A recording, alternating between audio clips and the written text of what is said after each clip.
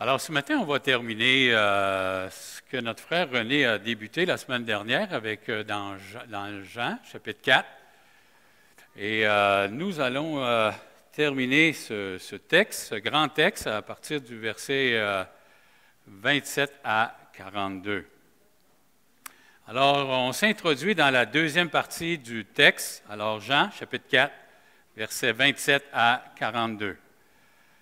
Alors, le titre du message ce matin, c'est « Évangéliser selon Jésus ».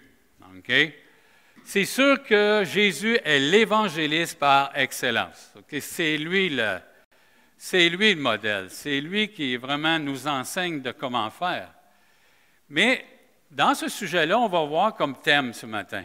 Okay?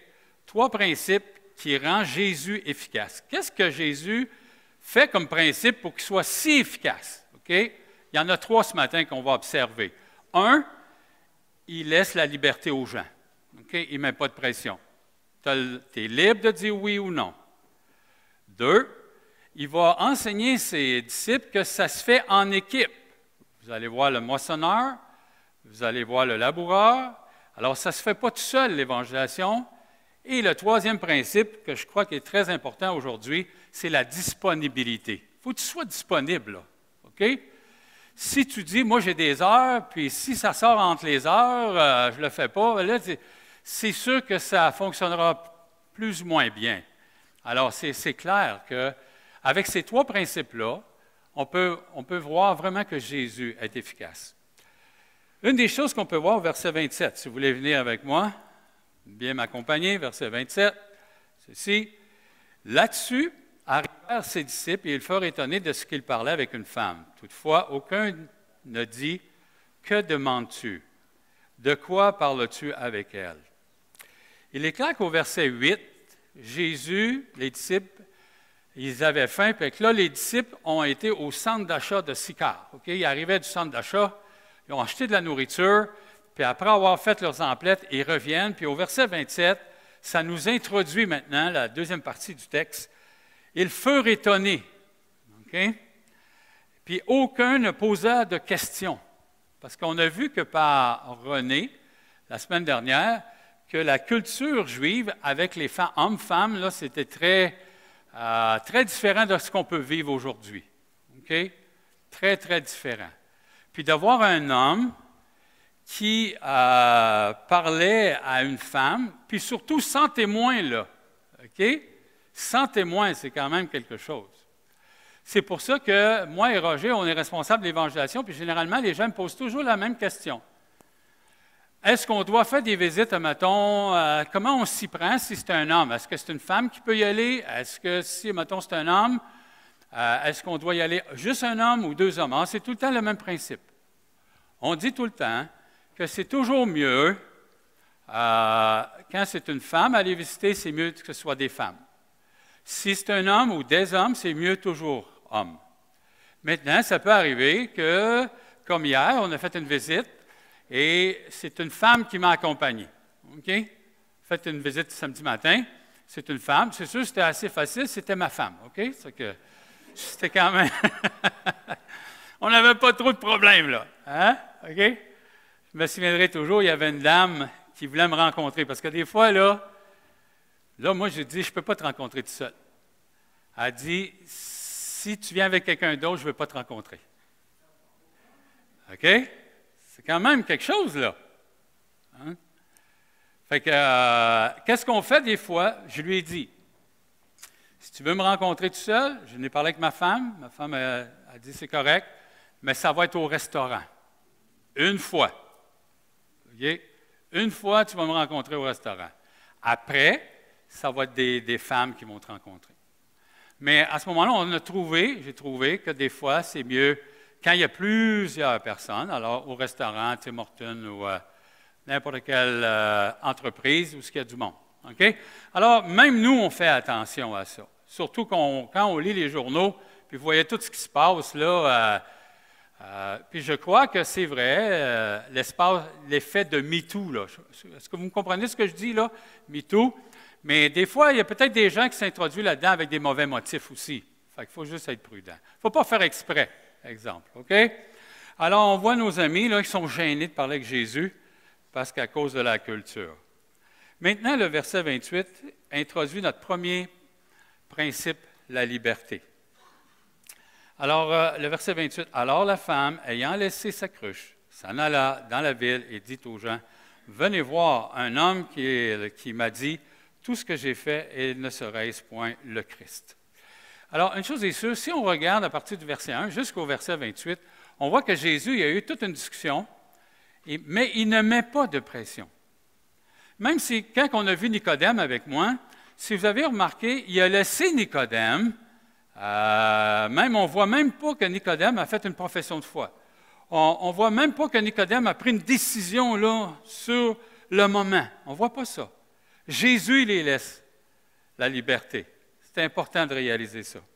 Pourquoi?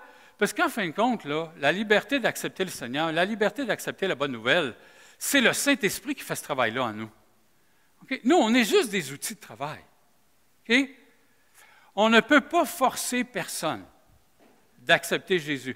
On ne peut pas forcer personne pour devenir chrétien. Puis nous, on vient d'une religion qu'on ne nous a même pas forcé, on ne nous a jamais demandé, mais on avait 8 jours. On ne pouvait pas trop dire on n'était pas d'accord. Est-ce que vous comprenez? On ne pouvait pas dire ça.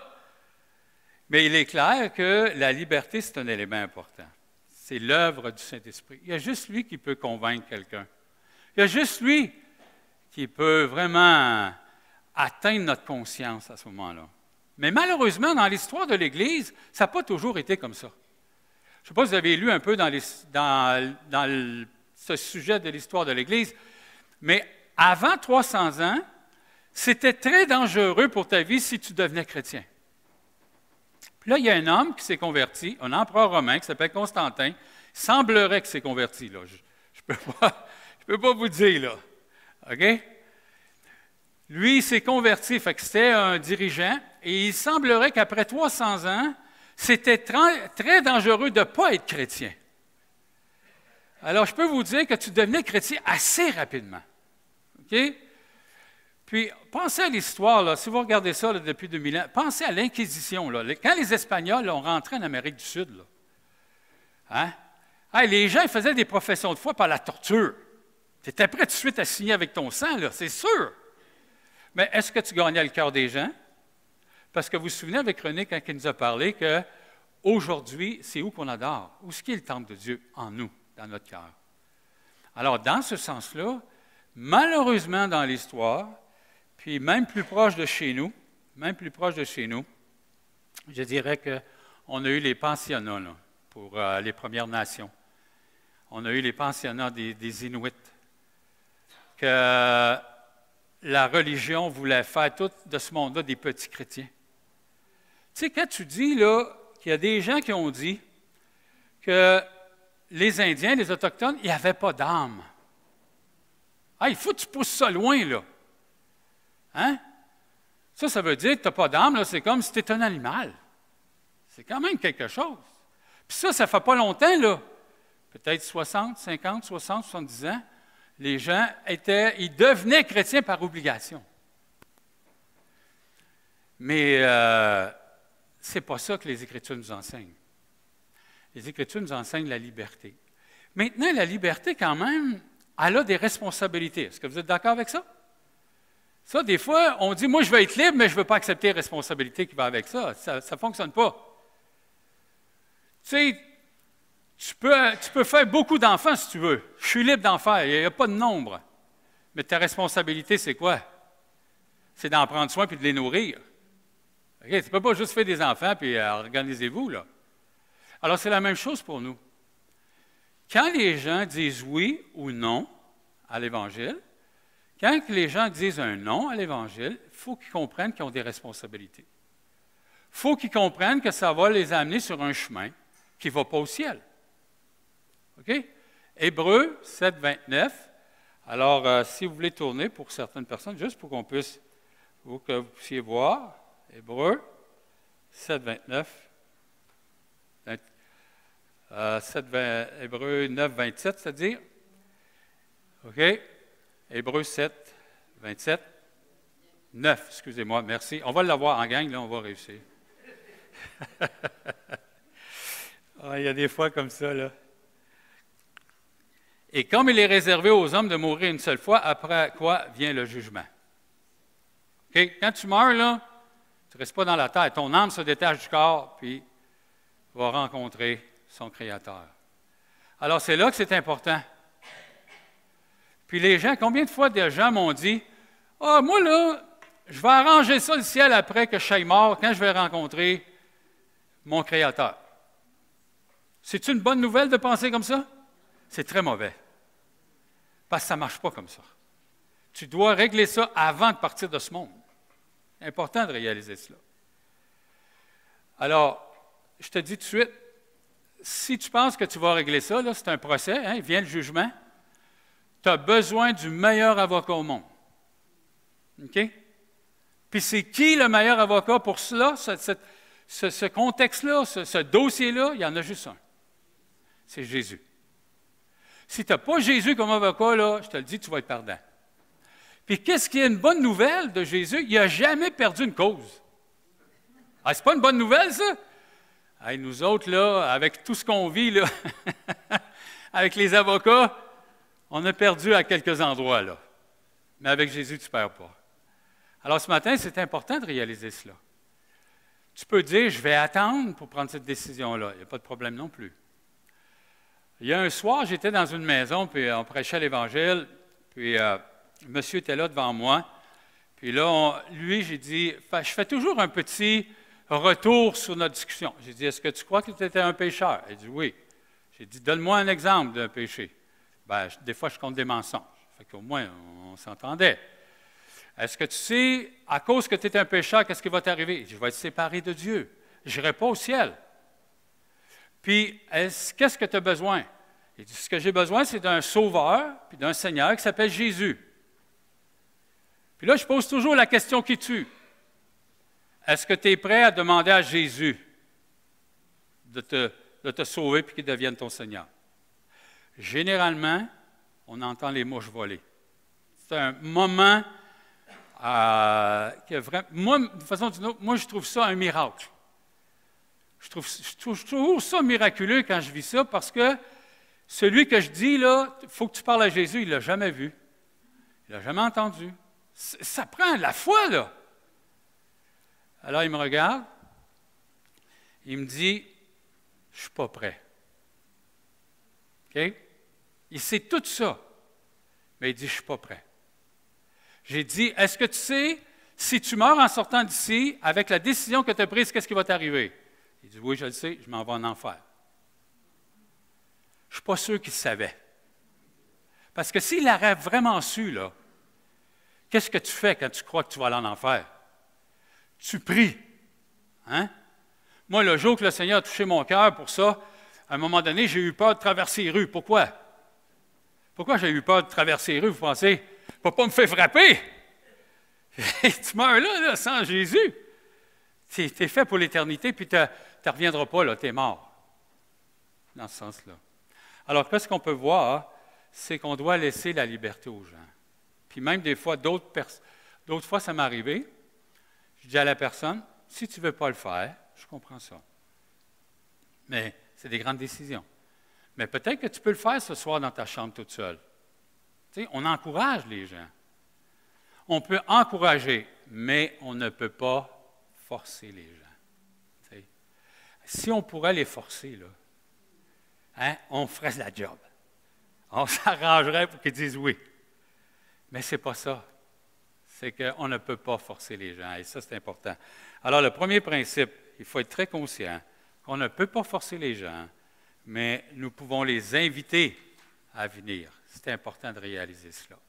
Deuxième principe qu'on peut voir ce matin, on revient justement dans Jean 4, le verset 36 et 38. OK? Je peux lire quand même jusque-là.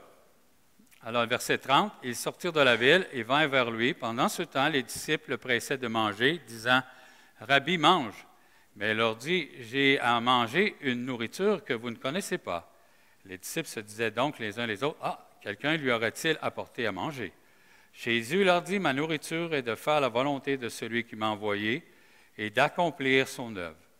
Ne dites pas qu'il y a encore 4 mois jusqu'à la moisson. Voici ce que je vous dis, levez les yeux et regardez les champs qui déjà blanchissent pour la moisson. Les versets 36 à 38. Celui qui moissonne reçoit un salaire et amasse des fruits pour la vie éternelle, afin que celui qui sème et celui qui moissonne se réjouissent ensemble. Car en ceci, ce qu'on dit est vrai, autre est celui qui sème, autre est celui qui moissonne. Je vous ai envoyé moissonner ce que vous n'avez pas travaillé. D'autres ont travaillé et vous êtes entrés dans leur travail. Un deuxième principe qu'on peut voir ici, Jésus leur dit que ça se fait en collectivité, ça se fait en équipe, moissonneur et semeur. Alors, Jésus leur dit, je vous envoie à travailler où les prophètes ont déjà travaillé, puis on sait qu'il y avait Jean-Baptiste aussi, qui eux ont labouré et hercé la vie. Alors, quand on est plusieurs, des fois, on rentre dans le travail, dans le plan de Dieu. Un travail, mais on est plusieurs qui veulent l'accomplir. On va rentrer dans le travail de certaines personnes qui ont déjà préparé d'avance dans divers intervenants. Alors, le secret d'une évangélisation efficace, c'est de le faire en équipe. Okay? Pourquoi? Parce qu'il faut être plusieurs. Parce que des fois, ça peut durer des années. On verra ça tantôt. Mais ce qui est important, ça n'a pas toujours été le cas. Tournez avec moi dans 1 Corinthiens 3. OK? 1 Corinthiens 3. OK? 1 Corinthiens 3.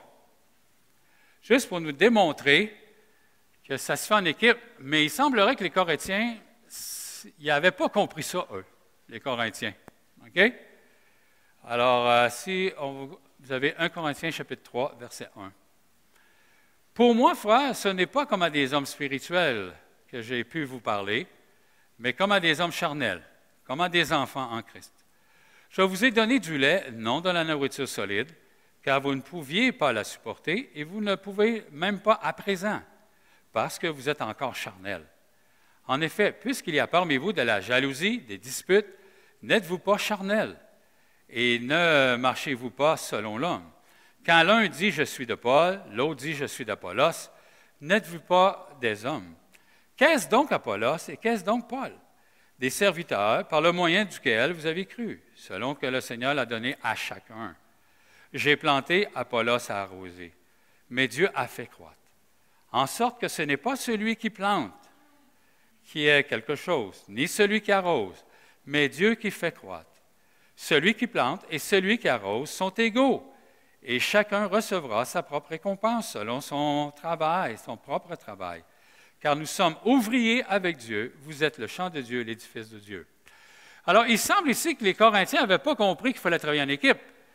Il semble qu'ils voulaient avoir, chacun d'eux avait comme un salaire, une récompense. Mais vous savez, ce n'est pas ça que la parole de Dieu nous enseigne.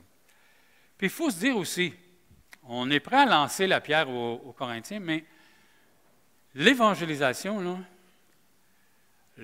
le piège, c'est la gloire. Okay?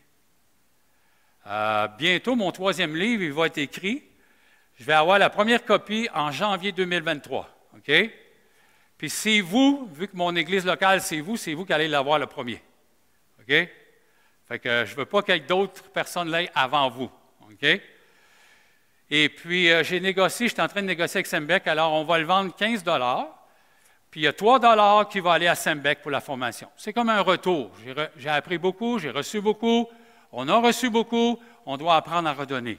Hey, mon François Turcotte, il n'en revenait pas. Je dis, François, moi, entre vous et moi, est-ce que vous allez l'amener votre argent avec vous, l'autre bord? Alors, quelqu'un de 3 € à 1 million, ça ne changera rien. En passant, je ne suis pas millionnaire. Okay? Alors, voyez-vous, là, il y a beaucoup de gloire dans l'évangélisation. Puis, quand j'ai dit les pièges de l'évangéliste, c'est le succès. Okay? C'est le succès. Hey, moi, là, j'ai amené 5 personnes au Seigneur l'année passée. Wow! C'est quelque chose. C'est rien, ça. Moi, j'en ai amené 10. Puis, on donne la gloire à ces gens-là. C'est vrai que c'est glorieux. Il n'y a pas de problème avec ça. Mais soyons prudents. D'une façon ou d'une autre, là, le Seigneur, il s'arrange, comme il a fait avec Paul. Il va te mettre quelque chose dans ta vie pour que tu apprennes à être humble. OK? Il va s'organiser que tu ne pètes pas trop les bretelles avec ça. Je peux vous le dire. Alors, imaginez là, ceux qui prêchent à des foules. Comment est-ce que ça doit être tentant? OK? Ça doit être très tentant. Alors, on peut voir ici que les Corinthiens, là, ils chicanaient pour ça. Hey, moi, je suis d'Apollos. Moi, là, je suis de Paul.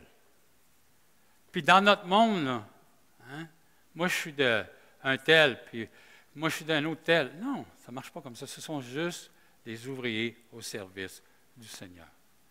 Et ça, c'est important de réaliser cela. Alors, il y a beaucoup de gloire dans l'évangélisation, mais il faut être prudent et le Seigneur nous connaît. Maintenant, au verset 39, ce qui est très intéressant, on revient, s'il vous plaît, au verset 39. Verset 39, là, il va donner le fruit du travail, parce que, vous venez avec moi au verset 35. Okay? Verset 35, ne dites-vous pas qu'il y a encore 4 mois jusqu'à la moisson. Okay? La moisson, là, quand Jésus parle ici, ça devait se faire à peu près au mois d'avril, okay, dans le contexte d'Israël. Fait que certains commentateurs disaient que tout ça se passe au mois de décembre, à peu près, plus ou moins décembre, dans ce temps-là. Il dit, regardez bien, jusqu'à la moisson, voici, je vous dis, levez les yeux, regardez, les champs sont déjà blanchis. Bien, ici, là, les disciples vont vivre ça là, dans quelques instants. Okay? Eux vont le vivre, là. C'est eux qui vont le vivre en premier, là, vraiment. Jésus a semé sur la Samaritaine. Puis la Samaritaine, OK, elle a été voir les gens. Puis là, les gens ont cru, là. OK? Puis le texte nous dit qu'il y avait plusieurs Samaritains qui ont cru. Mais ça continue, puis le texte nous dit un beaucoup plus grand nombre. Hey, c'est un réveil. Qui ne réveillerait pas d'un réveil? OK? Un réveil. Alors, souvent, les gens nous disent qu'on a vécu un réveil dans les années 70 au Québec. Je ne sais pas si ça vous dit quelque chose, là. Puis, c'est ça qu'ils nous disent. Puis, tous les gens qui sont ici, en général, font partie de ce réveil-là. Okay? Ils ont vu, ceux qui étaient ici, ils ont vu la moisson qui était en train de blanchir. Vraiment. Alors, eux ici, ils le vivent. Puis, Jésus, qu'est-ce qu'il dit? C'est vraiment très intéressant, là, de voir que ainsi, les disciples ont vécu le verset 35. Ça devait être spécial. J'aurais aimé ça qu'ils nous en donnent un peu plus. Tu sais, ils ont prêché combien de fois? Ils prêchaient-tu du matin au soir? Il y en a combien qui en ont baptisé? On aimerait tous savoir ça, là. Mais on n'a pas cela. C'est important de réaliser parce que, je termine avec ce concept-là ici, très peu de gens viennent à l'Évangile parce qu'ils l'ont entendu une fois. Okay? Les spécialistes qui ont fait des enquêtes, ça prend entre 6 et 10 fois avant qu'une personne puisse comprendre l'Évangile. Puis encore là, c'est le travail du Saint-Esprit. Tu as beau de l'entendre 20 fois si tu veux, là, mais le travail du Saint-Esprit est important dans cette action-là. Maintenant, troisième point là, que j'aimerais qu'on puisse voir, c'est celui-là qui m'intéresse le plus. C'est le principe de disponibilité 4.40. Si vous voulez juste aller voir verset 40. Aussi, quand les Samaritains vinrent le trouver, ils le prièrent de rester auprès d'eux. Il resta 2 jours. Il est clair que le Seigneur Jésus est très disponible. Okay? Mais le texte nous dit, au début du texte, au verset, j'ai écrit ici, au verset 6, on nous dit que Jésus était fatigué. OK? Il y aurait eu toutes les raisons pour dire, hey, les boys, là, j'ai pas le temps, il faut que je dorme, il faut que je me couche, il faut que. Je vais revenir dans 1 mois. Il aurait pu dire ça. Mais ce n'est pas ça qu'il a fait. Il a resté avec eux. La disponibilité. Nous avons besoin d'encadrer et d'encourager les nouveaux croyants. L'évangélisation, là, mes amis, ça passe par l'investissement et un soin personnel. Okay? C'est important de réaliser cela. À l'exemple de Paul, quand on lit, on est en train de faire un Thessalonicien là, à l'école dimanche. Paul nous dit qu'il a été nourrice pour les gens. Ils ont pris soin, de prendre soin comme des enfants. 1,11 nous dit que Paul a été comme un père. Il exhorte, il console, il encourage les gens de marcher. Ça prend du temps pour faire ça. Ça prend du temps pour faire cela. C'est important de réaliser cela. Vous savez, aujourd'hui, dans notre siècle, le temps est une denrée rare. Le temps est une denrée rare. Et c'est important de réaliser cela. C'est rare le temps. On dirait qu'on vit là, dans un monde à une vitesse là, vertigineuse. Il faut rouler tout le temps. Tout le temps, tout le temps. Je ne sais pas pour vous, là. J'ai rencontré un chrétien qui est devenu grand-père. OK? Puis, il aimerait voir ses petits-enfants. Mais il dit, à chaque fois que j'appelle pour voir mes petits-enfants, ils sont en train de faire une activité. Ah, père, on n'a pas le temps. Ah, il dit, écoute, vas-tu le voir, ce petit bonhomme-là, ou pas un jour? Alors, voyez-vous? On a embarqué dans un train là, qui fait que ça roule d'une vitesse qui fait peur, qui dirait. Pardon? Oui, tu as bien raison, merci. Oui, c'est vrai.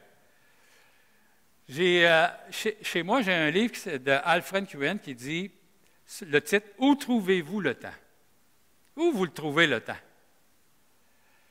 Je vais vous lire 3 textes bibliques qui nous parlent du temps. Okay? Psaume 90, 12 qui dit ceci. « Apprends donc à bien compter nos jours, afin que nos cœurs s'acquièrent la sagesse. » Il faut apprendre à compter nos jours. Il faut apprendre. Ah, des fois, je ne sais pas, puis j'ai entendu des fois des gens, moi-même je l'ai dit dernièrement, pas juste dernièrement, mais un certain temps. Ah, je dis, j'étais tellement occupé, je me disais, hey, comment je faisais pour travailler avant? Comment je faisais pour travailler avant? Hein?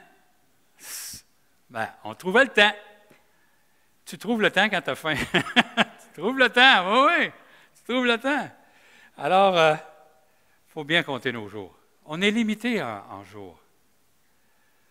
Il y a eu un service funéraire juste avant le congrès pan-canadien à Terrebonne-Mascouche.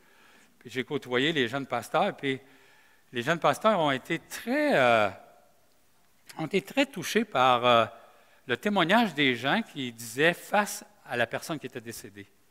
Puis eux se sont posé la question, moi, quand je vais mourir, là, qu'est-ce que les gens vont dire de moi? Hein? Il va te savoir que ça se peut. Hein? Je ne sais pas si vous avez déjà vu l'image, là, que le gars, il a 1500 amis sur Internet, sur Facebook, puis tu vois, il est dans un salon funéraire, puis il a 1500 amis, là. Toutes les chaises sont vides. OK? On ne sait pas ce qui se passe, les amis. Hein? On ne sait pas ce qu'ils ont passé. 1500 amis. Alors, la question, c'est qu'est-ce que les gens vont dire de moi? Est-ce que les gens peuvent dire, regarde, avec Noël, on pouvait lui parler quand il voulait, quand on pouvait, il nous écoutait, ou il passait comme une balle, une étoile filante? Hein, c'est intéressant, là. Le deuxième texte qui est très intéressant, c'est Ecclésiaste 1:8. Il y a un temps pour tout. Il y a un temps pour tout. Et un moment pour toute chose sous le soleil. Alors, il y a des temps là qu'il faut être capable. Et Éphésiens 5:16, rachetez le temps, car nous vivons des jours mauvais. OK? Quand il dit racheter le temps, c'est sûr qu'on ne peut pas le racheter dans le sens physique du temps.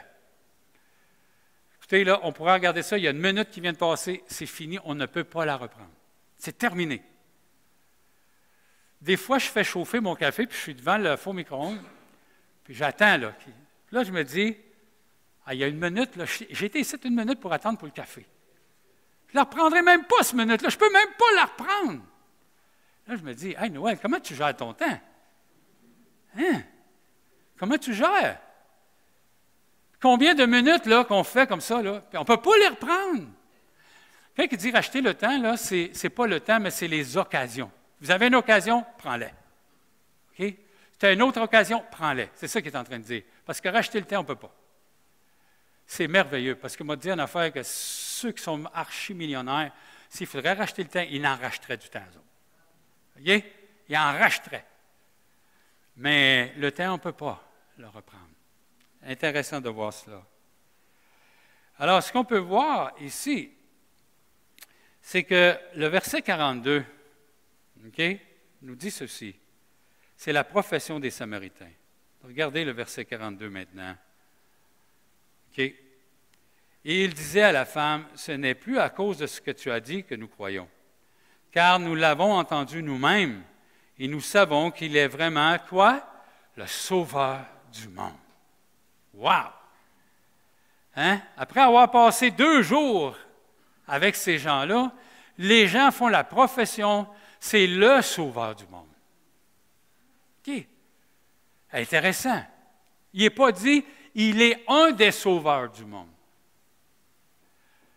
C'est très exclusif, le salut.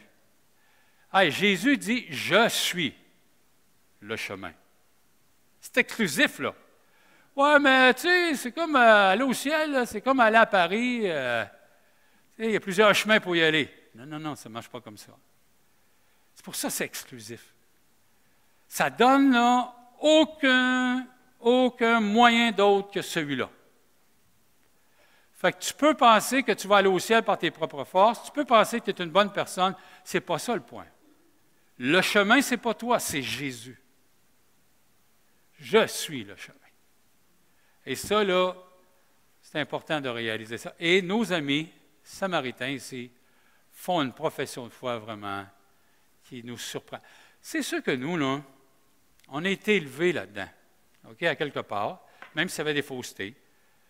Fait que de dire que Jésus, là, c'est le sauveur du monde, là, c'est pas...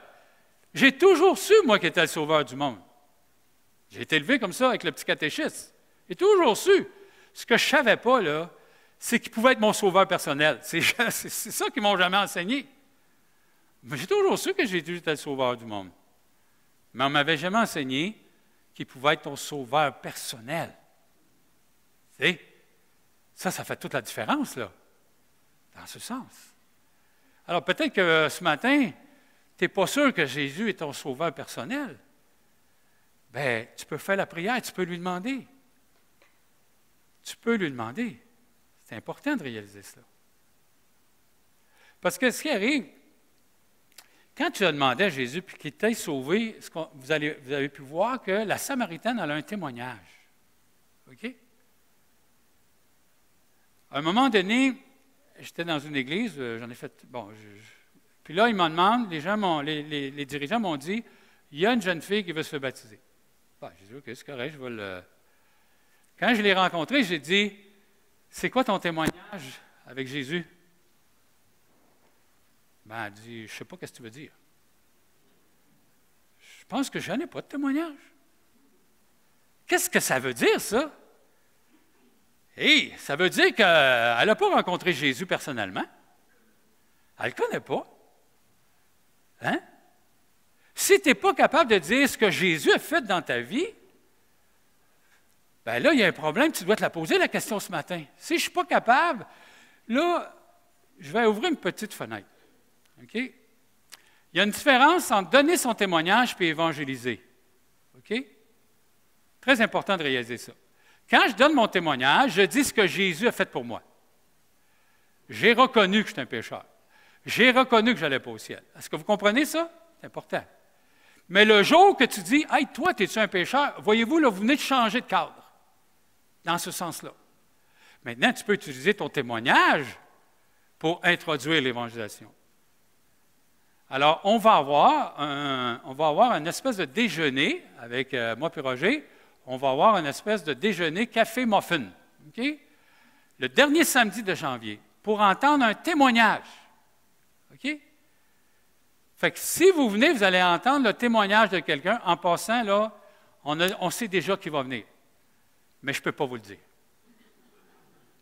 OK? Je ne peux pas vous le dire parce que si vous voulez le savoir, il faut vous venir.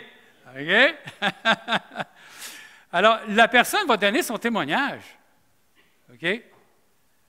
Mais évangéliser, c'est un autre. Là, tu passes à un autre stade.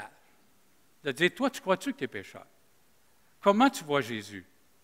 Moi, j'appelle ça le tour du jardin. Quand je rencontre une première fois les gens, je fais le tour du jardin. Je lui demande tout le temps, tu crois-tu qu'il y a un Dieu créateur? Oui ou non?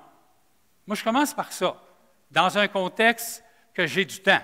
Si j'embarque le gars sur le pouce, je n'ai pas le temps de faire ça. Est-ce que vous comprenez? Mais généralement, comme hier matin, on avait du temps. OK? Alors, je demande, est-ce que tu crois qu'il y a un créateur? Qui est Jésus? Tu crois-tu que la Bible est vraie? Parce que s'il dit, je ne crois pas que la Bible est vraie, prends pas les versets, il n'y la croit pas. Est-ce que vous comprenez ça? Alors, là, il faut essayer de défendre les Écritures. Puis après ça, l'Église. Puis après ça, la vie. Tu sais, tu fais le tour là, pour voir, parce que si vous voulez donner le bon remède, là, généralement, qu'est-ce qu'il faut faire? Il faut faire le bon diagnostic. Il faut que tu fasses le bon diagnostic. Il faut que tu saches de quelle maladie il a, lui, pour utiliser le bon remède. Okay? Dans ce sens-là, c'est important de réaliser cela. Alors, il faut s'arrêter, puis ça prend du temps pour faire ça. Ça demande du temps. 2 fois, ça m'est arrivé dans les dernières années qu'il y a quelqu'un qui m'a appelé et a dit, Noël, j'ai témoigné à une personne, elle est prête à accepter Jésus, mais je ne trouve personne pour y aller. Qu'est-ce que vous pensez de ça? Personne. Je te le dis, Noël, j'ai fait des téléphones, personne qui veut y aller. Wow! C'est quelque chose, là. La disponibilité. Hey, si quelqu'un dit qu'il est prêt à accepter le Seigneur, il veut que quelqu'un soit avec lui pour l'accepter, puis lui, il appelle des gens proches parce qu'il reste à l'extérieur et il dit, il n'y a personne qui veut y aller. Tout le monde est occupé. Wow! Là, je me pose une question, c'est où sont nos priorités, là? Hein? Je me pose une question. Cette fois-là, j'étais voir Marie parce que c'était ma journée de congé. Hein? Faut négocier ça, là. J'étais voir Marie.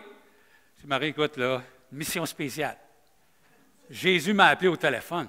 Je peux pas. Hey, c'est quasiment comme Jésus, là. Hein? Vous ne trouvez pas? Hey, écoute, là, en bas de Jésus, tu ne sais pas ça. J'ai dit, Jésus m'a appelé, il y a quelqu'un qui va accepter le Seigneur. Qu'est-ce que tu penses, Marie? Elle a dit, prends tes clics, les claques, vas-y, tout de suite. Fais la mission que Jésus t'a donnée. Puis là, j'arrive là, puis, hey, je lui parle comme je suis en train de vous parler, puis tous les principes, tout ça. Puis je dis, est-ce que tu n'es pas accepté Jésus? Oui, mon ami, Noël, on avait hâte. Hey, c'est-tu plaisant, ça? Puis là, ils se convertissent, fais la prière de repentance. Je vous pose la question, c'est-tu parce que je suis meilleur que les autres qu'ils se convertissent? La seule différence que j'ai avec les autres, c'est pas que je suis meilleur. Je suis disponible. C'est juste ça. C'est juste ça. La disponibilité, c'est important. C'est ça que le plus important. Moi, parce qu'en général, ici, là, on a compris qu'on ne peut pas forcer les gens à accepter Jésus. On a compris qu'on doit faire ça en travail d'équipe. OK? Mais ce que notre défi est, nous, là, aujourd'hui, ici, nous, là, Noël, nous, c'est notre disponibilité. C'est le temps d'investissement. C'est ça qu'on doit lutter et qu'on doit vraiment faire face. Maintenant, pour terminer, j'ai une lecture que j'aimerais vous faire de M. Kewen. OK? Celle-ci. L'évangélisation par l'amitié reste l'une des plus efficaces. OK? C'est pas qu'on est. Moi, je suis pour toutes les formes. OK? Si vous remarquez ici, la Samaritaine est un évangéliste, mais sa forme d'évangélisation, c'est l'invitation. C'est pas elle qui a communiqué le message. Elle les a invités. C'est pour ça que quand moi, je suis responsable d'évangélisation avec Roger, j'ai dit à Roger, nous, ce qu'on doit faire pour l'année 2023, c'est d'avoir plein de formes d'évangélisation. OK? Il n'y a pas juste le porte-à-porte, ça fait partie. On distribue ici des pamphlets, ça fait partie. On a les 5 couleurs. Est-ce que vous voyez? On doit avoir une panoplie de formes pour que ça puisse répondre à plusieurs personnes. OK? C'est important de réaliser ça. Il n'y a pas juste une forme d'évangélisation.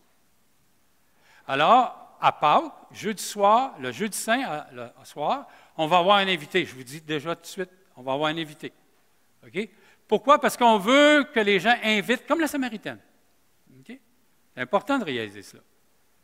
Alors, il y en a. C'est sûr que moi, je les ai toutes faites, ces formes-là. Même, la seule chose que je n'ai pas fait dans l'évangélisation, c'est la télé. Mais j'ai fait de la radio. C'est dur de faire de la radio parce que tu ne vois pas les gens. Tu sais, tu parles à un micro, là. Allô, allô, tu sais, tu ne vois pas là, les gens, comment ils réagissent. Tu sais. Mais il est clair. Puis on a une tendance à croire que c'est notre forme qui est la meilleure. S'il vous plaît, faites pas ça. À un moment donné, je suis dans une église, puis le gars il me dit, moi, là, ça fait 9 mois, là, moi, que je fais du porte-à-porte. Je dis, hey, c'est bon. Mais j'ai posé la question qui tue. Tu as conduit combien de gens au Seigneur?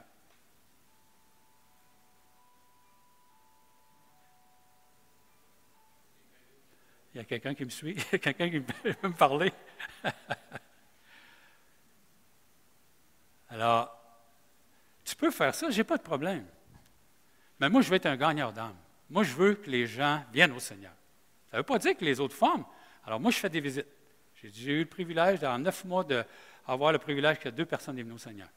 Pas parce que j'étais meilleur, mais c'est parce que quand tu fais les visites, tu es assis à la table. Là, tu peux jaser, là. Tu comprends? Mais je sais qu'il y a des gens qui sont venus au Seigneur par la porte-à-porte. C'est pas que c'est mal. Mais l'efficacité, c'est juste ça qu'on veut dire. On veut être le plus possible. Mais quand, comme Église, quand tout le monde fait sa forme, c'est merveilleux. Ce que vous comprenez, c'est important. C'est important de distribuer.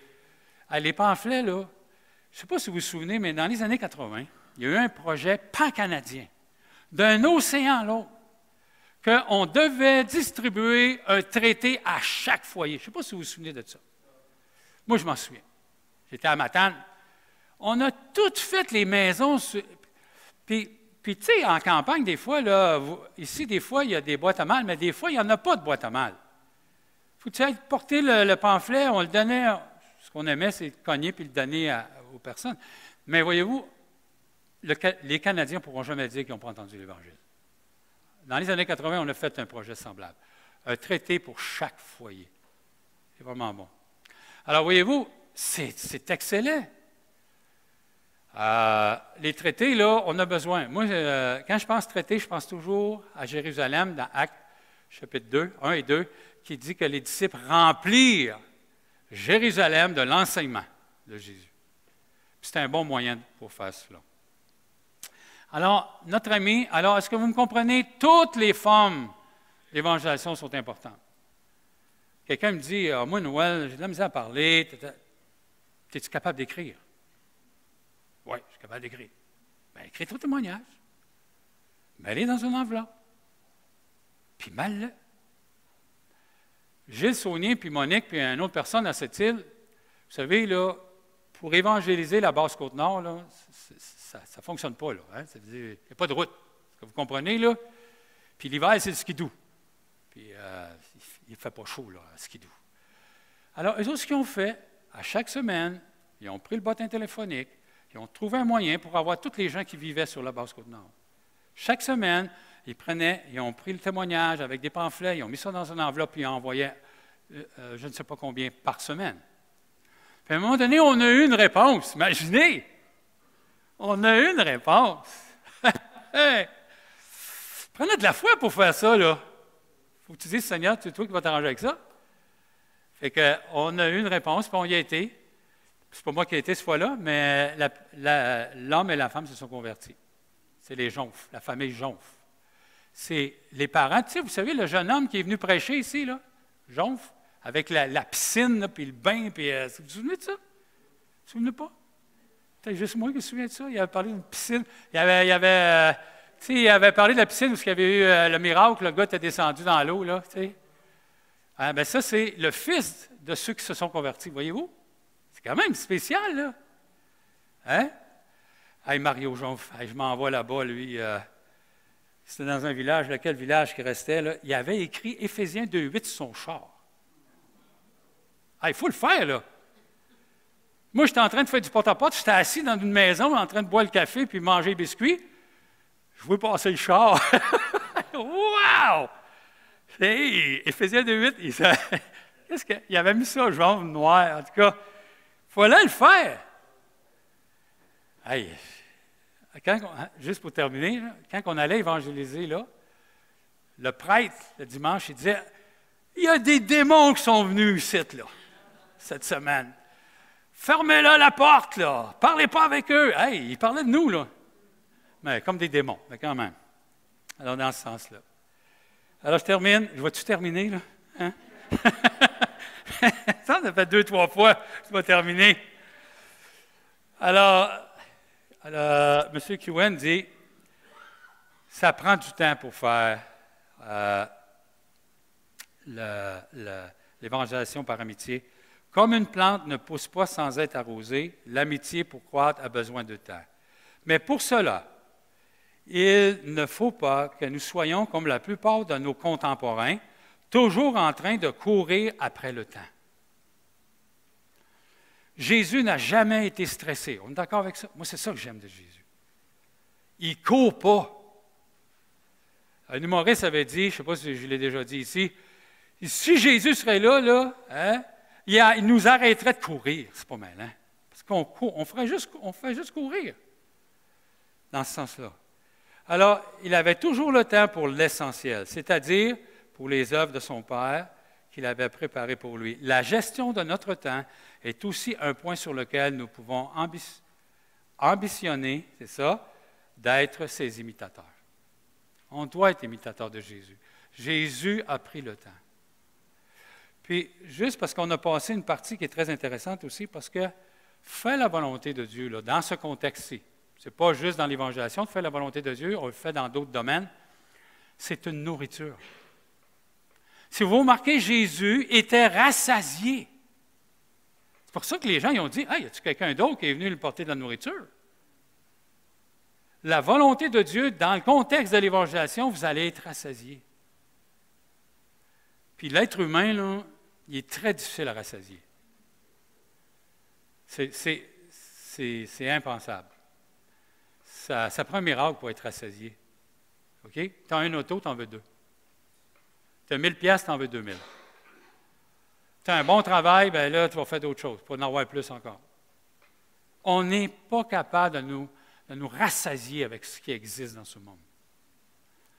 Hey, moi, la première fois, j'ai eu une auto neuve. Hey, j'étais-tu content? Hey, juste la senteur là-dedans, hein? Ça sent bon. Je suis d'accord, là? Hey, j'ai été rassasié pendant 2 semaines. 2 semaines après, j'embarquais dans cette auto-là. Puis c'est comme si je l'aurais eu toute ma vie. Mais faire la volonté de Dieu ici, comme Jésus a fait, ça rassasie dans ce sens-là. Alors, ce que je vous demande cette semaine, c'est de vous permettre une réflexion sur l'utilisation de votre temps. C'est ça. Vous savez, on est plus qu'une 50aine de personnes ici, là. Si on mettrait là 1 heure pour l'évangélisation, chacun de nous, ça ferait 50 heures d'évangélisation. Avez-vous déjà pensé comme ça? 1 heure, juste 1 heure. Ça ferait ça. 50 heures. C'est quelque chose à penser. Alors, je ne veux pas vous mettre le fardeau, je veux juste vous amener à réfléchir. Je voulais juste vous montrer que si on le fait en équipe, si on prend du temps à part, on va vraiment faire la volonté de Dieu. Alors, on va se courber devant le Seigneur, s'il vous plaît, puis on va passer aux éléments du repas du Seigneur par la suite. J'invite les musiciens, je crois qu'ils ont préparé un cantique. Seigneur, encore une fois, tu es le modèle pour nous. Tu es l'évangéliste par excellence. Seigneur, merci. Merci parce que tu as pris du temps avec les Samaritains. Mais on sait aussi que dans ta vie, tu as déjà dit à tes disciples, venez, on va prendre un peu de repos. Tu as fait ça aussi.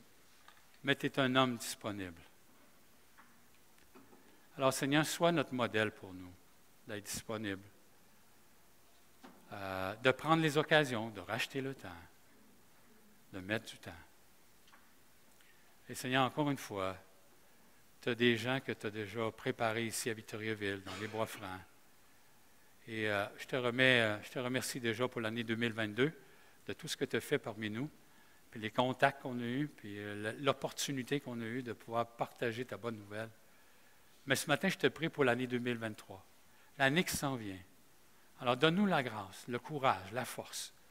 Donne-nous de comprendre notre mission. Aide-nous de comprendre pourquoi tu nous as sauvés. C'est pour justement communiquer la bonne nouvelle. Aussi, au travers de cette bonne nouvelle, tu cherches des adorateurs. Il est clair. Chaque personne qui se convertit devient un adorateur en esprit et en vérité. Alors, merci Seigneur. On te prie pour le temps qu'on va avoir maintenant pour se rappeler ce que tu as fait à la croix. Parce que c'est par elle qu'on peut être ici là, ce matin, d'être assis. Seigneur. Alors, c'est en ton nom que nous te prions. Prépare nos cœurs. Amen. Amen.